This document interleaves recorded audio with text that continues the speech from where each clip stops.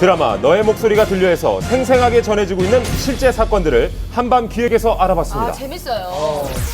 최근 너목들의 한 에피소드가 표절 시비에 휘말렸습니다. 본 드라마의 모델이 된 사건은 소설이 아니라 1997년 4월 3일 발생한 이태원 살인사건과 2011년 2월 11일 그것이 알고 싶다에서 방송한 사라진 약혼자 편입니다.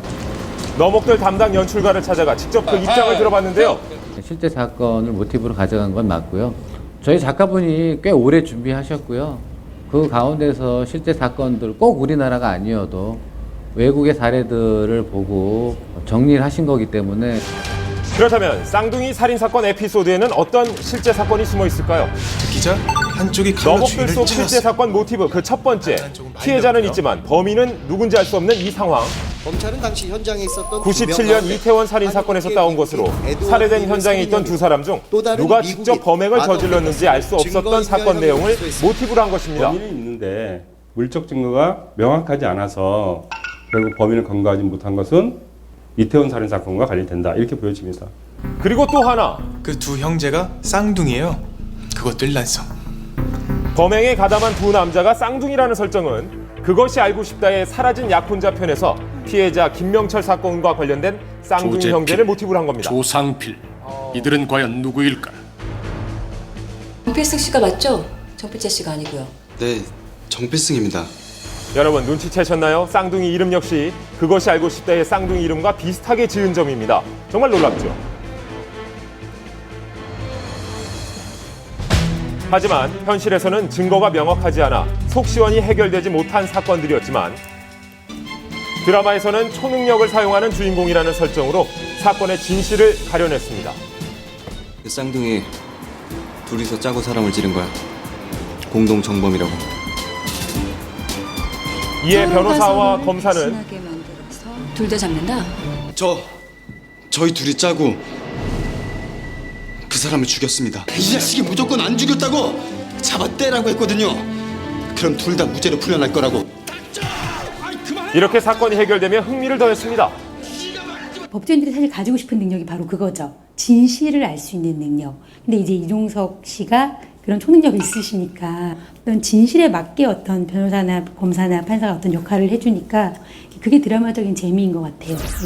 그리고 드라마의 핵심이 되는 민중국의 살인사건, 혜성의 증언으로 죗값을 치르게 되는데 딸년이 10년 전에 법정에서 증언하겠다고 나대서 죽는 거야. 이렇듯 드라마는 절정을 향해 가고 있는데요.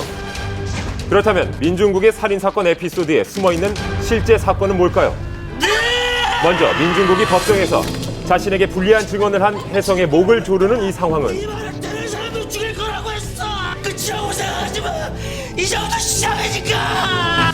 정남규는 지난 2006년 체포된 연쇄살인범 정남규가 재판 도중 증인석으로 돌진해 증인을 해치려 한 사실에서 힌트를 얻었다고 합니다.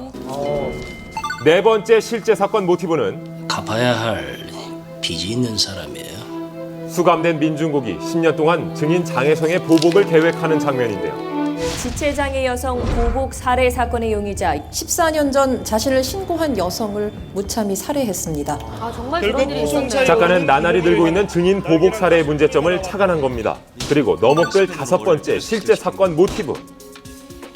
지난주 방송된 혜성의 어머니를 해치는 민중국의 잔인했던 살해 수법과 증거 조작의 행위입니다. 이것 또한 작년에 방송된 그것이 알고 싶다의 둘만의 16시간의 진실편에서 나온 사건에서 힌트를 얻은 것인데요. 그렇군요. 화재 사건은 범죄의 증거가 함께 타버리기 때문에 방화와 사건을 구별하기가 상당히 어렵다는 점을 참고한 것이라고 합니다. 이게 편해. 저번 주 방송 나갔지 않습니까? 네, 제가 제대로 악마의 모습을 보여줬죠. 죽였죠. 네, 우리 혜성의 어머님을. 어쨌든 저는 이제 복수의 화신이니까 굉장히 그 감옥에서 10년 동안 치밀하게 준비를 하지 않았나라는 생각이 듭니다. 본인이 진짜 민중국이라면 보복살인을 생각을 하셨겠어요? 질문이. 자, 눈빛이 잠깐 보네요. 폐허와 용선대. 지금 민중국에 빙의되어 있는 상태이기 때문에 저도 분명히 그럴 것 같은 생각이 들고 인간의 이 어떤 그런 욕심은 끝이 없기 때문에 아무튼 그런 부분에서의 리얼리티는 분명히 있지 않나라는 생각이 듭니다. 누구세요? 그리고 6번째 너목줄에 숨겨진 실제 사건은 혜성을 노린